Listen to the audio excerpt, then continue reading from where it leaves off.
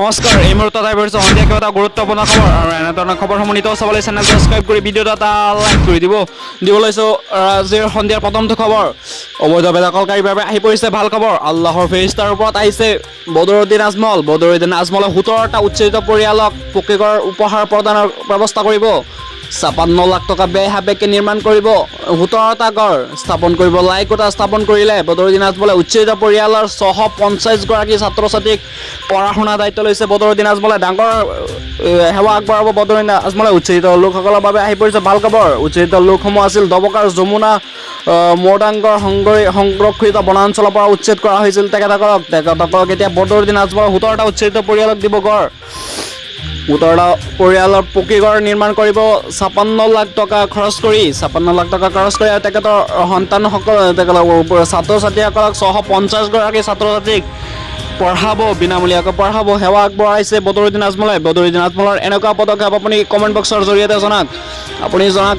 Comment বক্সৰ জৰিয়তে যিবলৈ চান এটা গুৰুত্বপূৰ্ণ খবৰ, কামৰূপৰ কামৰূপ জিলাৰ আমিন গাঁৱত এজনী মহিলাৰ ঘৰত উচ্ছেদ। বিগত 40 বছৰ ধৰি বহুতো 40 বিঘাৰ ওপৰতকৈ অধিক মাটি দখল কৰি ৰাখিছিল তেখেতসকলৰ পৰা বেদখল কৰি ৰাখিছিল। হাহাকাৰ লাগিছে তেখেতসকলৰ। এতিয়া প্ৰশাসনৰ লগত কাজিয়াত লিপ্ত হৈছে মহিলাগৰাকী এতিয়া, কিন্তু প্ৰশাসনে বৰষুণৰ বতৰতেই উচ্ছেদ অভিযান চলাইছে। কামৰূপ জিলাৰ বৃহৎ উচ্ছেদ অভিযান চলাইছে। দিবলৈ চান এটা গুৰুত্বপূৰ্ণ খবৰ, অন্ধ্ৰপ্ৰদেশৰ মুখ্যমন্ত্ৰী চন্দ্ৰবাবু নাইডুৰ বিষাদ ঘোষণা কৰিছে। অন্ধ্ৰপ্ৰদেশৰ মুখ্যমন্ত্ৰী চন্দ্ৰবাবু নাইডুৰ বৃহৎ ঘোষণা, তৃতীয় বা চতুৰ্থ সন্তান জন্মৰ লগে পাব আৰ্থিক সাহায্য। আপুনি যদি তৃতীয় সন্তান জন্ম দিয়ে তেন্তে আপুনি 30,000 টকা লাভ কৰিব, আৰু যদি চতুৰ্থ সন্তান জন্ম দিয়ে তেন্তে আপুনি পাব 40,000 টকা। বৃহৎ সিদ্ধান্ত লৈছে অন্ধ্ৰপ্ৰদেশৰ মুখ্যমন্ত্ৰী চন্দ্ৰবাবু নাইডুৰ বৃহৎ ঘোষণা কৰিছে।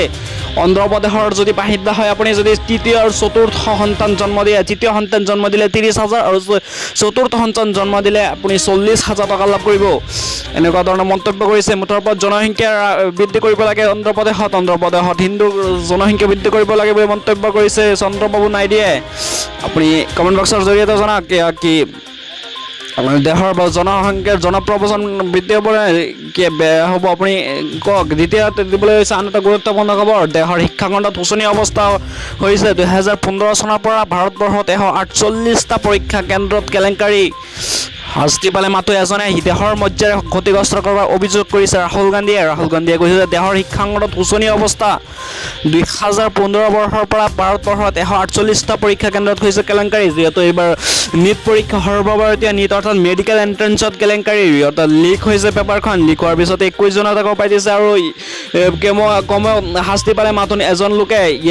হৈছে দেশৰ প্ৰধানমন্ত্ৰীগৰাকী ব্যৰ্থতা বুলি কৈছে ৰাহুল গান্ধীয়ে। দিবলৈ চান এটা গুৰুত্বপূৰ্ণ খবৰ, আপুনি যদি চৰকাৰী ঘৰৰ হিতাধিকাৰী হয় বা নতুনকৈ জিয়াত কৰিছিল তেন্তে আপোনাৰ বাবে আহি পৰিছে ভাল খবৰ, কিয়নো নতুনকৈ জিয়াত কৰাসকলে এতিয়া লাভ কৰিব চৰকাৰী ঘৰ। মুখ্যমন্ত্ৰী হিমন্ত বিশ্ব শৰ্মাই শপত গ্ৰহণ কৰাৰ পিছতে লৈছে ডাঙৰ পদক্ষেপ। আপুনি যদি ঘৰ পোৱা নাই তেন্তে আপুনি লাভ কৰিব এতিয়াই ঘৰ। আপুনি নতুনকৈ জিয়াত কৰিছিল আৰু যদি কৰা নাই তথাপিও আপোনাৰ পঞ্জীয়নবোৰ খুলি দিব। আপুনি আপোনাৰ ডকুমেণ্টছবোৰ আপোনাৰ নথিপত্ৰবোৰ সাজু ৰাখক বাবে জিয়াত কৰিবলৈ। আৰু যদি আপুনি জিয়াত কৰিছিল তেন্তে আপোনাৰ লিষ্টটো আপোনাৰ পঞ্চায়তৰ প্ৰেচিডেণ্টৰ হাতত আহি গৈছে, অৰ্থাৎ আপুনি যিখন পঞ্চায়তত থাকে এই পঞ্চায়তৰ সভাপতিৰ হাতত আহি পৰিছে। আপুনি তাত গৈ চেক কৰিব পাৰে আপোনাৰ নামটো আছে নে নাই। আৰু যদি কৰা নাই তেন্তে আপুনি শীঘ্ৰেই ডকুমেণ্টবোৰ ৰেডি কৰক আপোনাৰ ঘৰৰ লিষ্টটো পঞ্জীয়নবোৰ দিবলৈ চান এটা গুৰুত্বপূৰ্ণ খবৰ, দলৰ সকলো কাৰ্যালয় নতুনকৈ ৰং কৰিবলৈ মন্তব্য কৰিছে পশ্চিমবংগৰ মুখ্যমন্ত্ৰী মমতা বেনাৰ্জীয়ে। যিবোৰ অংশ বিজেপিয়ে ভাঙি যোৱা অংশবোৰ ততাতৈয়াকৈ মেৰামতি কৰিবলৈ আহ্বান জনাইছে। যিবোৰ অংশ বিজেপিয়ে ভাঙিছিল, বিজেপি জিকাৰ পিছতেই পশ্চিমবংগৰ কাৰ্যালয়বোৰ তৃণমূল কংগ্ৰেছৰ কাৰ্যালয়বোৰ ভাঙি চুৰমাৰ কৰিছিল। তাৰ পিছতেই প্ৰাক্তন মুখ্যমন্ত্ৰী মমতা বেনাৰ্জীয়ে এনেধৰণৰ মন্তব্য কৰিছে যে বিজেপিক শিক্ষা দিব লাগিব 2029-তে। দলীয় কাৰ্যকৰ্তাক উদ্দেশ্য মমতা বেনাৰ্জীয়ে এই ধৰণৰ মন্তব্য কৰিছে। আৰু এনেধৰণৰ খবৰসমূহ নিতৌ চাবলৈ চেনেলটো ছাবস্ক্ৰাইব কৰি ভিডিঅ'টো এটা লাইক কৰি দিব।